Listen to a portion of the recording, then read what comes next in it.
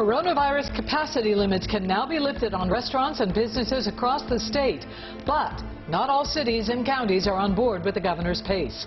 Hello, everybody. I'm Denise Koch. And I'm Nicole Baker. Today, Maryland recorded nearly 1,000 new coronavirus cases, and our positivity rate moved up just slightly. But for the first time since mid-November, there are fewer than 200 people in the ICU. Baltimore's mayor, however, says that while the latest data is promising, it is too early to reopen in the city.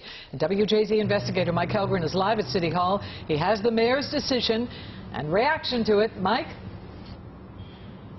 Denise, Nicole, even throughout Maryland, the mask mandate remains in effect, and you cannot congregate around bars. You have to be seated for service. In Baltimore today, the mayor made clear that we are very much in the midst of the pandemic. Our approach will not change.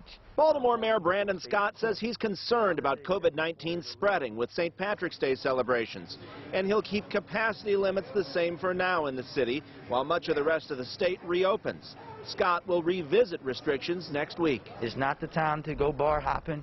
It's not the time to be reckless with your personal activity just because the weather is better in the St. Patrick's Day weekend. We know that can lead to the lives of people dying. This means in Baltimore, indoor dining and retail will stay at 25% capacity and outdoor dining at 50%. All of the surrounding counties have now removed those capacity limits at the urging of Governor Hogan.